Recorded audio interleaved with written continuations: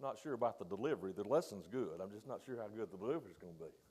Good to see you this morning. We are studying, continuing in the series about David and Solomon. Lesson 1.4, Solomon asked for wisdom. Solomon asked for wisdom. Today I want to remind us all of where true wisdom comes from. I'm not talking about intelligence or education or knowledge. I've seen some really educated folks that didn't have much sense. I've seen some really intelligent folks that didn't know how much sense they didn't have. And I'm not trying to be completely funny, but there's a difference in intelligence. I can pack a lot of stuff into my brain. When I know what to do with that is where wisdom comes in. I have sense enough to know, I have the knowledge enough to know that if I hit my finger with a hammer, it's going to hurt. Well, wisdom is don't hit your finger with a hammer. I'm trying to be a little bit practical here and tell you that there's a lot of difference between knowledge. We can have a head knowledge without the imparting of God's wisdom, and we're still lacking. So that's what today's to remind us about the wisest man that ever was in the Bible, and that's Solomon. And we know he didn't stay that way. He went away from godly wisdom to seeking in his own wisdom, and we're going to deal with that some today too. But godly wisdom is what we're looking at. We're dealing with that scripture about Solomon, and I hope today we all leave just with a reminder that apart from God's wisdom, we're not going to ever be very wise. I had a fellow about 2 or 3 weeks ago, 3 weeks ago, I guess, told me I knew what he was doing. He was buttering me up for something else, and I recognized it real quick. I've had it spread on me with everything from a butter knife to a shovel, so I recognize it when I see it. He was telling me about how wise I was, and he compared me to a friend of ours that really is wise. He said, y'all have always just been wise because I've noticed that you don't say a lot, but when you do say something, it has meaning. I said, have you ever heard the old adage about people wondering if you're a fool until you open your mouth and you remove all doubt? I said, the only reason you think I'm wise is because I keep my mouth shut. I said, you might ought to try that. And it didn't strike him real well because he's a big, blustery type fellow. So sometimes if you think, and I don't think anybody here, I think everyone here knows me well enough, you would never accuse me of being wise. But if you decide I'm wise just because I'm quiet, well, you ought to talk to me privately sometime. You'll figure out he's not near as wise as I thought he was. Wisdom, true wisdom, if you have any, don't elevate yourself. True wisdom came from God. True wisdom, if you are blessed with it, and there are people in this crowd that is, if you're blessed with true wisdom, it's God imparted. It's God given. You might have learned some things on your own, but the wisdom part of it came from God. So let's look at our scriptures and start with 1 Kings, the 3rd chapter. It's good to see everyone this morning. Glad you're able to be out, and for those joining online. 1 Kings, the 3rd chapter, and let's read the first 15 verses. And Solomon made affinity with Pharaoh's king of Egypt, and took Pharaoh's daughter and brought her into the city of David until he had made an end of building his own house and the house of the Lord and the wall of Jerusalem round about. Only the people sacrificed in high places because there was no house built unto the name of the Lord until those days. And Solomon loved the Lord, walking in the statutes of David his father, only he sacrificed and burnt incense in high places. And the king went to Gibeon to sacrifice there, for that was the great high place. 1,000 burnt offerings did Solomon offer upon that altar. In Gibeon the Lord appeared unto Solomon in a dream by night, and God said, ask what I shall give thee. And Solomon said, thou hast showed unto thy servant David my father great mercy, according as he walked before thee in truth and in righteousness and in uprightness of heart with thee.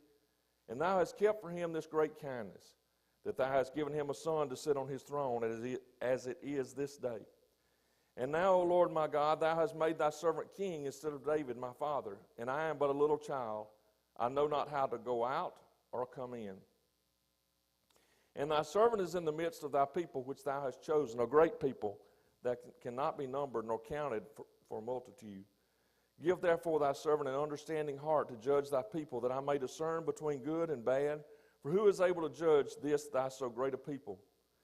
And the speech pleased the Lord that Solomon had asked this thing. And God said unto him, Because thou hast asked this thing, and hast not asked for thyself long life, neither hast asked riches for thyself, nor hast asked the life of thine enemies, but thou hast asked for thyself understanding to discern judgment.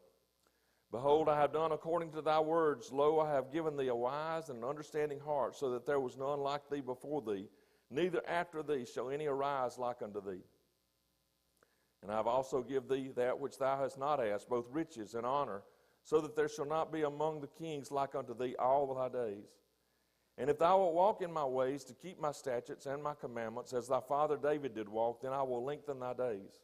And Solomon awoke, and behold, it was a dream. And he came to Jerusalem and stood before the ark of the covenant of the Lord, and offered up burnt offerings, and offered peace offerings, and made a feast to all his servants. If Solomon could have stayed in that mindset for his entire life, there's no telling how great he would have been in the end. But we know that and as I said, we'll try to deal with that. In the later part of his life, he became a seeker of knowledge and a seeker of wisdom outside of God's wisdom. And he married hundreds of women. He enlarged his kingdom and did things. He was a smart man, but he enlarged his kingdom outside of the wisdom of God. He didn't stay in this place that he was in right after this dream. So this chapter begins, and for time's sake, we'll move through it fairly quickly, but this chapter begins with Solomon marrying Pharaoh's daughter and bringing her back home with them. And I want you to turn back to the second chapter. Turn back a page or so. Turn back to the second chapter and look at David's charge to Solomon in the first 3 verses of chapter 2. Now the days of David drew nigh that he should die, and he charged Solomon his son, saying, I go the way of all the earth. Be thou strong, therefore, and show thyself a man. And keep the charge of the Lord thy God to walk in his ways, to keep his statutes and his commandments and his judgments and his testimonies, as is written in the law of Moses, that thou mayest prosper in all that thou doest, and whithersoever thou turnest thyself. David was charging Solomon to stand up, be a man, do things right, honor God, and you'll do fine. That's what he was telling him. Well, Solomon got to this place, and now he's taking a wife, and we're going to move to verse 5. That's where this really starts, the starting of the dream. He was offering sacrifice, he was offering prayer, he was asking for wisdom. But in verse 5, the Lord appeared to Solomon in a dream by night. Now, I don't dream much. Or either I don't have sense enough to remember them. I know they say everybody dreams. There are people in our family that dreams in Technicolor. They can, if you get popcorn, you could have a movie off of their dream. I mean, they just tell you every detail. I can't remember. I don't remember dreaming. Now, sometimes I'll wake up and something's troubling me, and I think that's a worry instead of a dream. So I'll get up and pray about it and try to go back to sleep. But Solomon had a true, long dream. And it was really a conversation with the Lord about what was bothering him. And in verse 5, in Gibeon, the Lord appeared to Solomon in a dream by night, and God said, ask what I shall give thee. And I'm going to tell you what. That's better than a child in a candy store when God says, what do you want? What can I give you? What would you ask of me? Would you agree with that? Have you ever thought about God just saying, Greg, what do you want today? He really has already. You've heard the songs. We've heard the stories about the windows of heavens being opened. God's blessings on us is, the lack of God's blessing on us is not God's fault. God is asking every day, what can I do for you? What do you need of me? It's up to us to ask for it and then receive it. I've had people ask me about the necessity of the Holy Ghost. It's a gift of God. They have a hard time receiving it. It's not that the delivering of it is so hard. It's us accepting that God's Spirit would really come into me. That's the way I see it. God is already asking. He may not have given you a dream, but He's already asked you, what do you want this morning? What do you need of me this morning? I hope because of the lesson we're dealing with that you're saying, God, I need your wisdom. I don't know which way to turn or what step to take next. I don't know about you, but there's been places in my life when Literally, there was about 3 or 4 options, and I didn't know which one to take. I knew there was a better one, and there was a best one, and there was a bad one. But I couldn't see in my own wisdom and my own knowledge which one of those I should take. I'm talking about in the natural. I have never, ever made a bad choice when I depended on God's wisdom. You thought I was fixing to really tell you something there. I've never made a bad choice on which option to take if I waited until I was sure that God's wisdom had come into me and I knew what He wanted me to do. And then I made the right choice. Oh, I've made some wrong ones. I've made some wrong choices because my family will tell you I don't decide long. I make a decision and act on it and stand on it. If I make the decision it was wrong and I made a mess, I own up to it. I don't blame somebody else, and I fix it best I can, and we move on. But I don't take 3 or 4 days to decide about something. Now, something major like choosing a wife or something like that, I probably took a little time, and it worked out real good. But deciding where I'm going to eat lunch, I don't decide that it don't take me 3 hours to do that. Basically, because I'll eat anything. I mean, that's one thing. But you're going to have to decide again tomorrow, so just decide and move on. But the big things in life, the life-altering decisions that we all have to make at whatever age you are, you better have God's wisdom. Because not only does He know today and tomorrow, He knows the rest of our life and what that decision is going to entail toward the rest of our life. We taught our girls, make major decisions very carefully because they're going to affect you the rest of your life. Decisions about education, decisions about jobs, decisions about mates. Major life decisions you don't need to take as lightly as where I'm eating my hamburger today.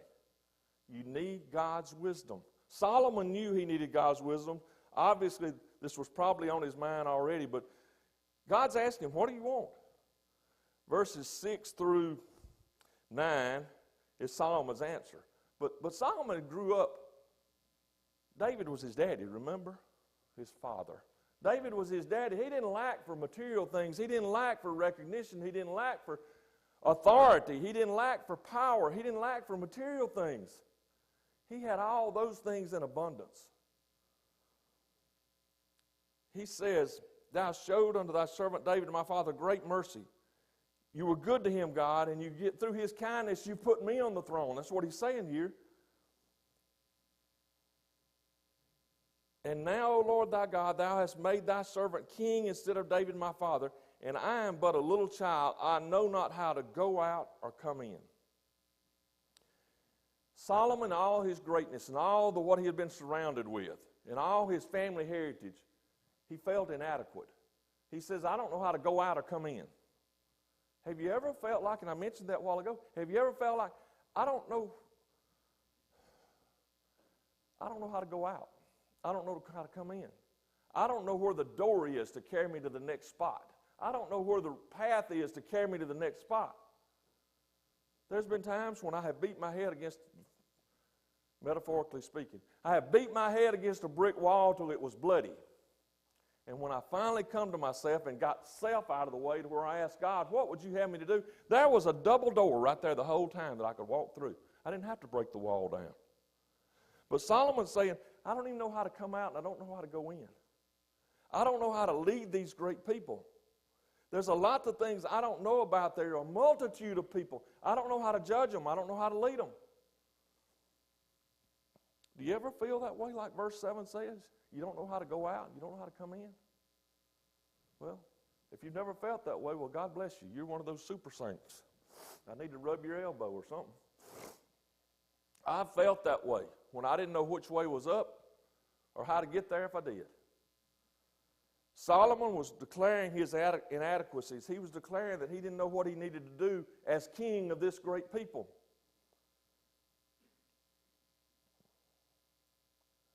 Verse 8, and the servant in the midst of thy people which thou hast chosen are great people that cannot be numbered. He knew what was ahead of him. Solomon didn't ask for more wealth. He didn't ask for more privilege. He said, give therefore thy servant an understanding heart to judge thy people, that I may discern between good and bad. For who is able to judge this, thy so great a people? He wanted an understanding and a discerning heart. He wanted wisdom.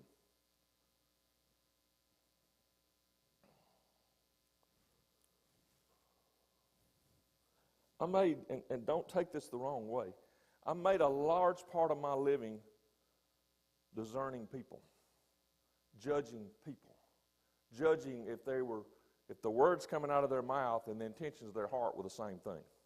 For a long time, I judged it because I was dealing with the public all day, every day.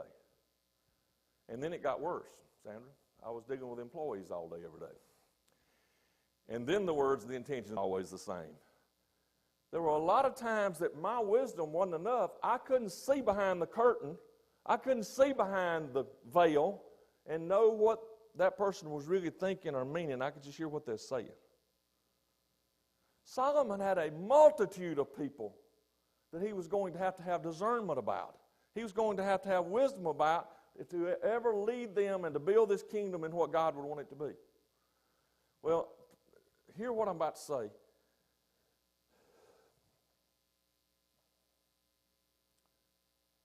We are living in God's kingdom. I'm very cognizant of that. But we all have our own, don't you dare go to sleep and not hear all of this. We all have our own little kingdom we deal with every day. Would you agree with that? Oh, come on, don't be so. Yeah, we all deal with our stuff every day. We may not call it a kingdom, but bless God, you let somebody try to take some of it away. And you'll learn right quick what we feel about it. We've all got a part of this world we've got to deal with every day. You don't deal with mine, and I don't deal with yours. I need God's wisdom to help me know about my little part that I'm dealing with every day to know what He wants me to do. God didn't ask for wisdom. He didn't ask for wealth. He didn't ask for riches. He didn't ask for more power. He asked for an understanding heart. And I hope and pray that's what we're looking for this morning, is an understanding heart, a discerning heart that's filled with God's wisdom. Folks, I don't have to tell you this. You're smart, wise people. We're living in a very uncertain, undefined time. Lots of things changing quickly. Lots of things changing rapidly. And if you got it all figured out from here to the rapture, then I don't know if I got time for you to explain it all to me today, but sometime I want you to tell me, because I don't have it all figured out. I honestly don't think you may say, well, you just stick your head in the sand and don't worry about anything. Well, maybe so. It's the way I deal with it. I'm not worried about from here to the rapture. I'm really not. I got to live today. If I live today with God's wisdom and do what He has me to do, then I'll worry about tomorrow. And I can give you scripture on that if you want it. Now, trust me, the rapture of this church is important to me, and I intend to be a part of it, a correct part of it. I intend to leave. But to be able to do that, I've got to live in God's wisdom today. I can't worry about the rest of my life. He's the Alpha and the Omega. I'm not. I've got to deal with today. I've got to have His wisdom, and I've got to have His blessings of knowledge today. Look at verse 10 through 14 is how God answered Solomon's request. And the speech pleased the Lord that Solomon asked this thing. And God said unto him, because thou hast asked this thing, and had not asked for thyself long life, neither hast asked riches for thyself, nor asked the life of thine enemy, but hast asked for thyself understanding to discern judgment. Here's what God says I'm going to do for you. We're still in the dream. Behold, I have done according to thy words. Lo, I have given thee a wise and an understanding heart, so that there was none like thee before thee, neither after thee shall any arise like unto thee. And I have also given thee that which thou hast not asked. He got all that other stuff too. Both riches and honor, so that there shall not be any among the kings like unto thee all thy days. And if thou wilt walk in my ways to keep my statutes and my commandments as thy father David did walk, then I will lengthen thy days. He asked for wisdom, he got wealth, he got honor, and he got a long life. Folks, there's a scripture that says, seek ye first the kingdom, and all these other things will be added to you. A lot of these other things we're wanting If we'll seek the kingdom first, we won't want them things anyway.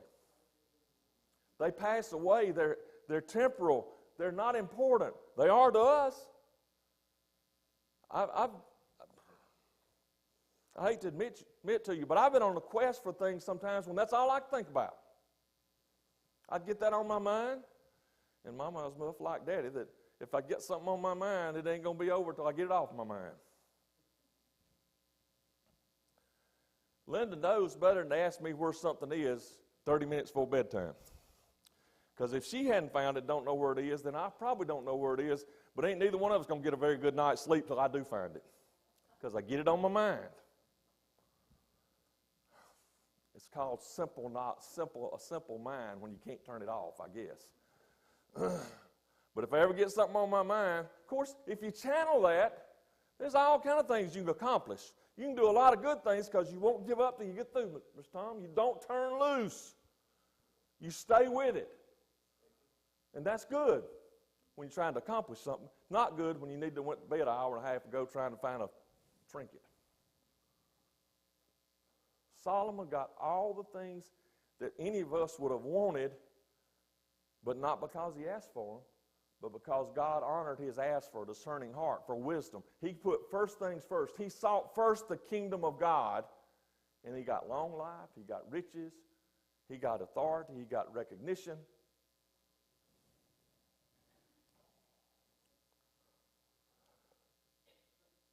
I'm going to tell you what, folks. In today's world, my wisdom is my personal wisdom is very, very inadequate to know how I need to live my life. I've got to have God's wisdom. I've got to have his wisdom every day to know that I'm not making a misstep. You might say, well, do you not have walking around sense? Well, I know how to get in and out of the rain. Yeah, I got enough sense to do that. But major decisions about what to do about things that affect us the rest of our life, I don't know. I can't see down the road. God doesn't have to see down the road. He made the road. God doesn't have to think about what's coming from now to eternity. He's already there. He's walking ahead of us. So why on earth would I not allow his wisdom to show me what I need to do today and tomorrow and the next day? I'll tell you why. For me, it's pride thinking, well, I can figure this out. You don't need bothering God about that. I don't say that. I'm not that arrogant. But my actions show that I must have some arrogance to think, well, I can figure that out. I ain't got to ask God about that. And that's when I step in a hole. That's when I make a mess. If you will seek his wisdom and have his knowledge, and I'm not a person that teaches or believes that if you name it and claim it, it'll happen. That's not what I'm saying. But I do believe that if you seek his wisdom and ask him to give you his wisdom, just like Solomon did, then whatever wealth you need, whatever length of life you need, whatever authority or recognition you need, it'll be there when you need it.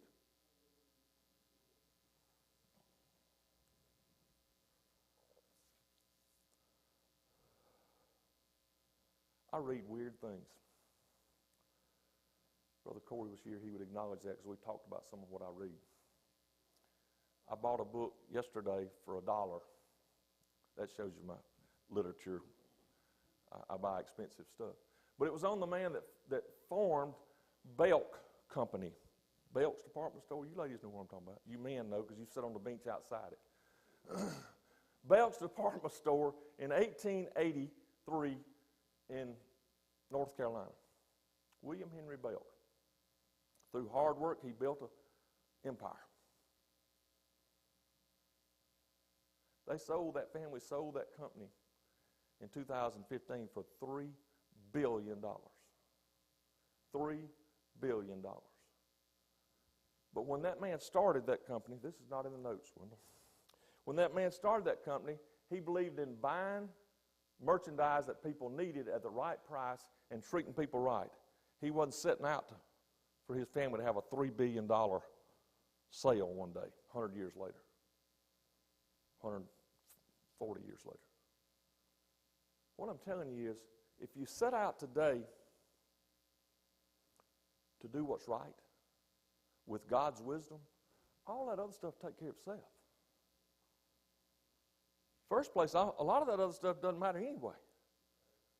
But that does matter will take care of itself with God's blessings. God granted. All I'm saying to you today is, I don't think I made that point, but I'm going to try to close the loop. With God's wisdom and us following God's wisdom, you'll accomplish everything God has for you to do in this life. It may not be what the path I think I wanted to have. It may not be the path that others thought for me to have. It may not be the path that I started on. But with God's wisdom, if I follow it and seek it and follow it, I'll be on the right path. And all the other things will take care of itself. Shame that as an older man, Solomon didn't stick to that. Verse 15.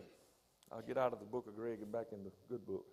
Verse 15, and Solomon awoke, and behold, it was a dream. And he came to Jerusalem and stood before the ark of the covenant of the Lord and offered up burnt offerings and offered peace offerings and made a feast to all his servants. Solomon realized he had been given a dream by God, and he acknowledged how serious he believed it to be. He acknowledged how serious this interplay between he and God, this conversation, even though it was in a dream, how serious and how monumental it was to his life. He came back to the Ark of the Covenant. That was as close as you could get to the presence of God at that day. To stand before the Ark of the Covenant, that was as close as you could get to God in a physical way in that time. He came back and offered. He came back and made a feast to all his servants.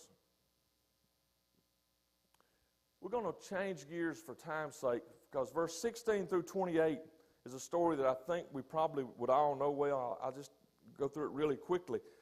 It's a story that right after this dream is the next thing we're given, so it must, in my mind, it was a way for Solomon's discernment or wisdom to be put out there publicly and show how wise he was. Because you had two ladies. Let's rephrase that. I don't know if they were ladies or not. There was two women and had two children. Baby had died due to circumstances during the night. So they came to, they was both claiming the live baby. You know the story. They came to Solomon and said, you decide whose baby is this. Well, he might have been a smart man. He might have figured this out, but I think it was godly wisdom that said, bring me a sword. We'll cut that baby in half, and y'all each have a half. Well, he knew what was going to happen. The real mama would never let her baby be killed. So he said, that's the real mother. It was just a display of this godly wisdom that was invading Solomon's mind and thoughts. We could stay there a while. That's a lesson unto itself. But we all know that, and I want us to, if you accept it today, just to say that was a outward demonstration of God's inward wisdom in Solomon. There's been some times I've made some wise decisions. There's been some times professionally and personally that I've made decisions that I can look back on, other people can look back on 5 and 10 years and say, man, I don't know how you did that. You're so. Well, I'm going to promise you, I have taken, and some of you have heard me say this, I'll take all the blame if anything goes wrong. Not your decision, my decision. Any decision I make that was wrong, I'll take that blame. But anything that went really right, I'll always say, God showed me that. And I mean that from the depth of my heart. I don't have any wisdom in me. It's God's wisdom in me. I hope you can realize that the smart things you've done, you can do them by yourself. You had God's direction, you had God's guidance all along the way when that was happening. Turn with me, if you will. We're going to change gears for just a few minutes to Ecclesiastes. Ecclesiastes, the first chapter. And I'm not going to read this, but we're going to go through some of this verse by verse, but I won't read it all. This is, it's called The Preacher's Experience of the Vanity of Earthly Things. That's the heading of this in a study Bible. And it's thought, and I do believe also, that Solomon was the author of this. But by this point in time, he had become frustrated with wisdom. He had become frustrated and was pursuing wisdom and knowledge, but not God's wisdom and knowledge. And that's where I want us to be careful today. I like knowledge. I do. I like knowing things. Not that I can lord it over you and say, I knew that and you didn't. No, I just like to know things. I'm getting to age I don't remember them, but I knew them once upon a time. We were on a trip week before last, and I've been told this before by my family. But we were on a trip week before last, and I was spouting off some trivia about the town we was going through and what happened there. And Leonard just said, going off with you is like going off with a history professor. I said, well, I think that wasn't a compliment, but I will tell you all this stuff I'm telling you is not doing you any good, but we were having a conversation about it. I don't know why I remember stuff that don't matter. Now, I can't remember the things I really need to know. I have to Google them. But things that don't matter, they come to mind really quickly. Of this great person in history was born 30 miles from here, up here. You know, that kind of stuff. Don't make a bit of difference. But I still like knowledge. I like acquiring knowledge. I like learning how Mr. Belk started his store that sold for $3 billion. That interests me. I don't like going to Belk, but I like reading about it.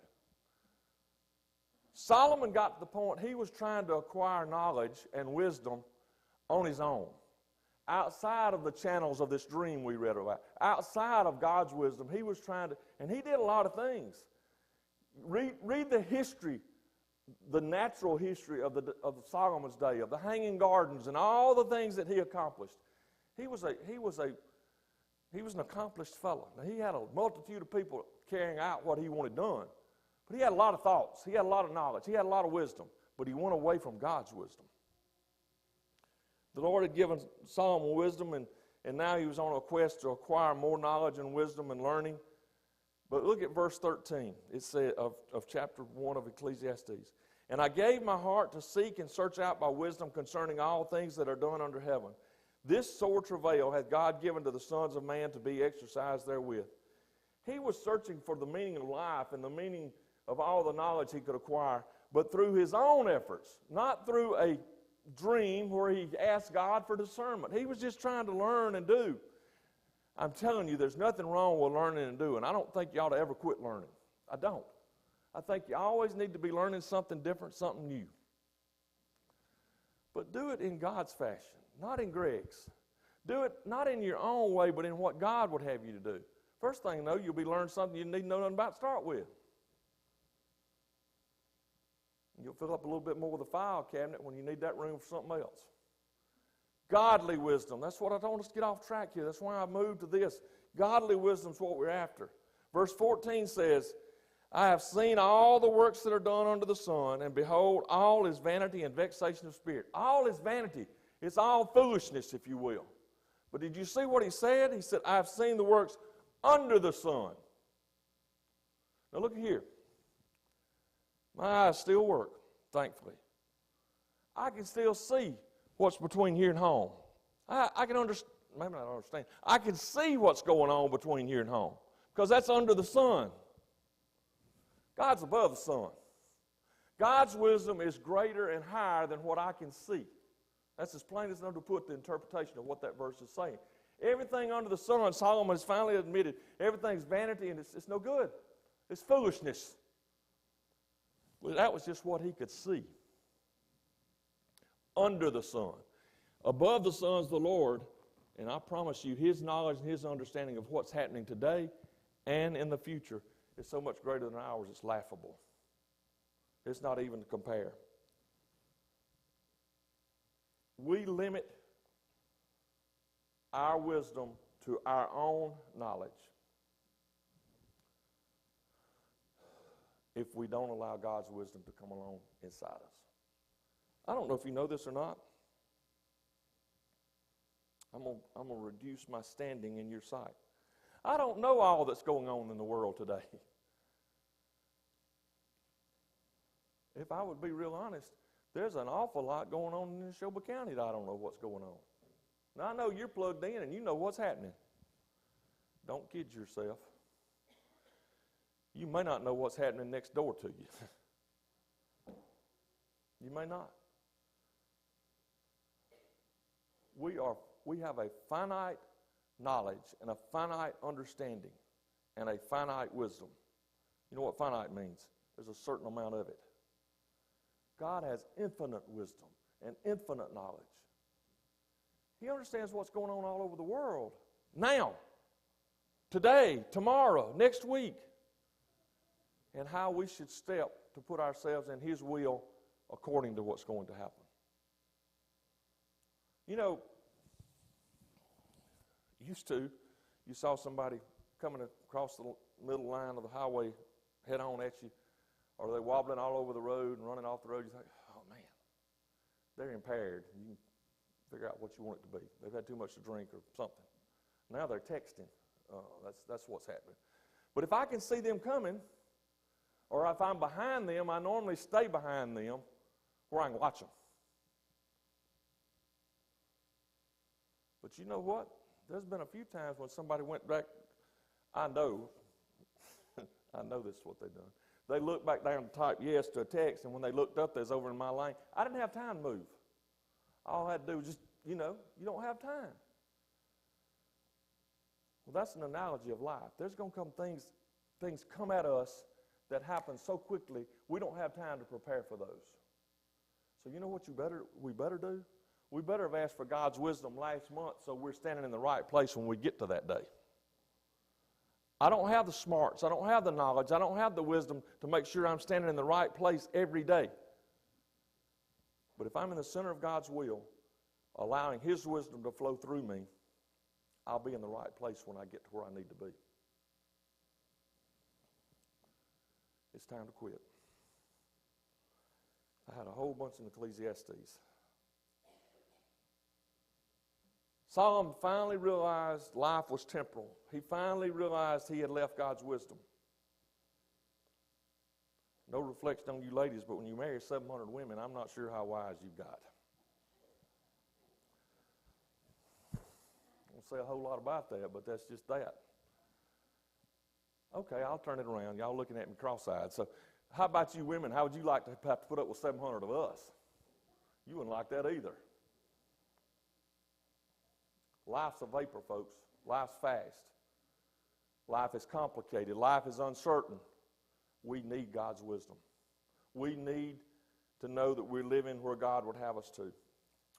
Turn, if you will, to one last scripture, and then I'm going to sit down. And some of you could quote this, I feel sure. But Proverbs 3rd chapter and the 5th verse says, "Trust in the Lord with all thine heart. Lean not unto thine own understanding. In all thy ways acknowledge Him, and He shall direct thy paths." Hear this last verse. "Be not wise in thine own eyes. Fear the Lord and depart from evil." When you decided, and maybe you have today, and maybe that's the truth, maybe you have. When you decide that you've got it all figured out, and you don't need any more help, and you don't need any more wisdom from God, well, watch out for that wall you're fixing to run into. We need God's wisdom. We need God's discerning heart. We need to know what He wants us to do.